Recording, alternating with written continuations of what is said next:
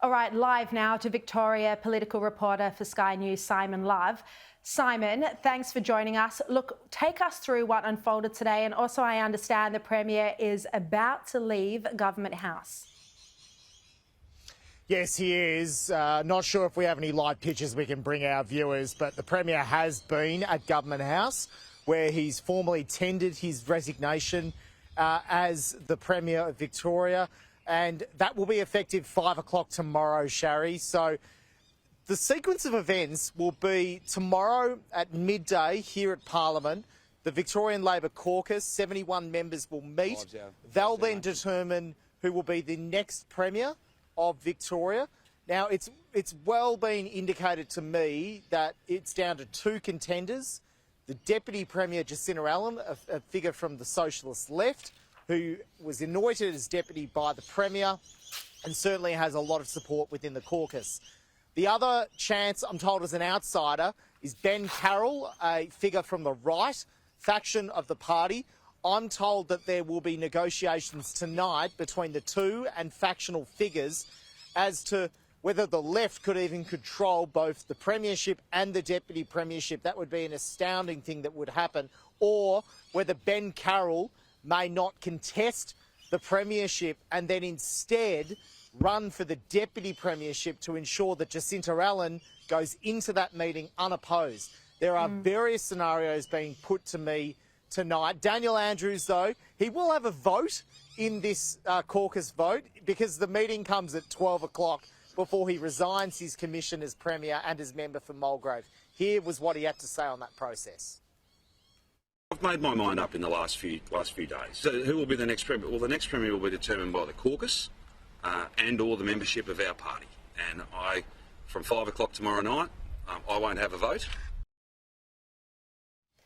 So, Simon, he had a very testy relationship with the media. We saw Dan Andrews hold many press conferences, not just during COVID, but, you know, even just in his term as Premier. And whenever he was asked about any difficult issue, he was so patronising, so antagonistic. It really didn't seem like he had any commitment to accountability or transparency.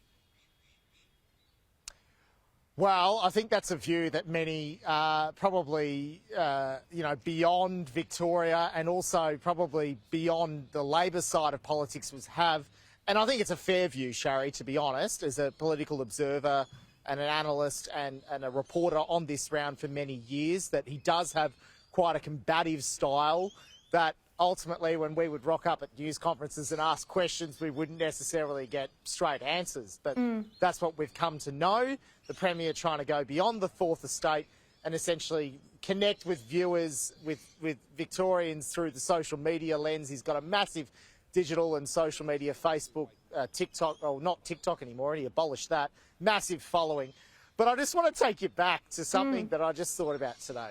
In my first stint as Sky News, as a reporter here at this channel, yes, I had dealings with Daniel Andrews quite one-on-one, and it was particularly under the context of an emergency situation where he spoke to me and was happy to speak with Sky News viewers when the going was tough and emergency information needed to get out when the town of Wye River was under the threat of bushfires. Take a little flashback listen. You've just been in a community meeting and you now have an update for us. Mr Andrews, what can you tell us about this ongoing bushfire situation? The most recent reports in terms of the assessment about property damage has 85 homes having been destroyed in Wye River and 18 homes having been lost in Separation Creek.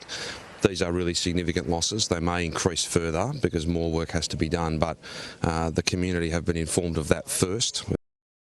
That was 8 years ago, Sharri. The Premier has not accepted any one-on-one invitation to speak with me in the past year and a half that I've been in this current position as the Victorian political reporter for Sky News. Although I've been to countless press conferences, many of those 120 straight during COVID, and I think many across Victoria and Australia will no doubt remember those times when thinking about the legacy of the Premier, Daniel Andrews. Yeah, and I note, Simon, that it was you who asked him today whether he had broken his promise to voters. When he went to the election, he promised to serve a full 4 years, and he said today to you, well, he just changed his mind. So there you go. Simon Love, thank you very much for joining us.